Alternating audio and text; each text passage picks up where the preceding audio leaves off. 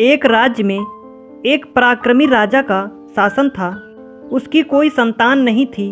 ढलती उम्र के कारण राज्य के भावी उत्तराधिकारी को लेकर वह अत्यंत चिंतित था। अनेक वैद्यों को दिखाने के बाद भी वह संतान सुख से वंचित ही रहा। अंततः उसने राज्य के ही किसी योग्य नवयुवक को राज्य की बागडोर सौंप देने का निश्चय किया। भावी उत्तराधिकारी के चयन हेतु उसने योग्यता परीक्षण का आयोजन किया। इस हेतु एक शानदार महल का निर्माण करवाया गया। महल के दरवाजे पर गणित का एक समीकरण अंकित कर पूरे राज्य में घोषणा कर दी गई कि राज्य के सभी नवयुवक महल का दरवाज़ा खोलने आमंत्रित हैं।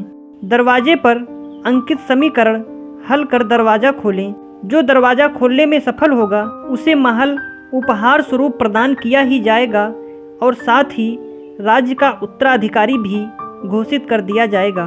घोषणा के दिन ही उस नवनिर्मित महल में नवयुवकों का तांता लग गया। सुबह से लेकर शाम तक नवयुवक वहां आते और दरवाजे पर अंकित गणित के समीकरण को हल करने का प्रयास करते, किंतु आश्चर्य की बात थी कि कोई भी उसे हल नहीं कर पा रहा था। कई उसे लिखकर या याद करके जाते और घर पर उसका हल निकालने का हर संभव प्रयास करते, किंतु फिर भी असफल रहते। कई दिन बीत गए। राज्य के बड़े से बड़े गणितज्ञ भी उस समीकरण का हल निकाल पाने में असमर्थ रहे।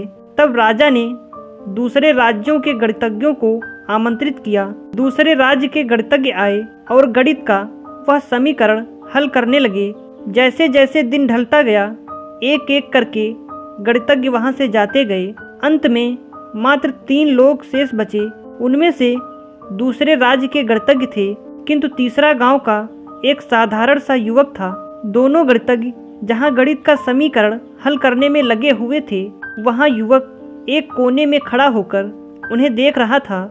राजा ने जब उसे यूं ही खड़ा देखा तो पास बुलाकर पूछा, तुम दरवाजे पर अंकित समीकरण हल क्यों नहीं कर रहे? युवक बोला, महाराज, मैं तो बस यूं ही इन नामी गिरामी गणितज्ञ को देखने आया हूँ। ये अपने राज्यों के इतने बड़े गणितज्ञ हैं, इन्हें समीकरण हल करने दीजिए। यदि इन्होंने हल निकाल लिया तो राज्य के उत्तराधिकारी बन जाएंगे। इससे बड़ी खुशी की बात और क्या होगी। यदि ये समीकरण हल नहीं कर पाए तब मैं कोशिश करके देखूंगा। इतना कहकर युवक एक कोने में बैठकर गणितज्ञों को देखने लगा। पूरा दिन निकल गया और शाम घिर आई, किंतु दोनों गणितज्ञ समीकरण हल नहीं कर पाए। उनके मस्तिष्क में पूरे दिन मात्र एक ही प्रश्न घूम रहा था कि आखिर इस समीकरण में ऐसा भी क्या है, कैसे ये हल होगा, कैसे महल का ये दरवाज़ा खुलेगा। पूरा प्रयास करने के बाद भी वे समीकरण हल नहीं कर पाए। जब उन्होंने हार मान ली तो कोने में बैठा युवक उठकर दरवाजे के पास गया और जाकर उसे धीरे से धक्का दे दिया। जैसे ही उसने दरवाजे को धक्का दिया, दरवाज़ा खुल गया। दरवाज़ा खुलते ही लोग उससे पूछने लगे कि तुमने ऐसा क्या किया कि महल का दरवाज़ा खुल गया? युवक बोला, जब मैं बैठकर सबको गणित का समीकरण हल करते देख रहा था तो मेरे दिमाग में विचार आया कि हो सकता है कि दरवाज़ा खोलने का कोई समीकरण ही ना हो। इसलिए मैं गया और सबसे पहले जाकर दरवाजे को धक्का दे दिया। दरवाज़ा खुल गया। दरवाजे खोलने का कोई समीकरण था ही नहीं। उसका उत्तर वहां उपस्थित राजा ने भी सुना और बहुत प्रसन्न हुआ।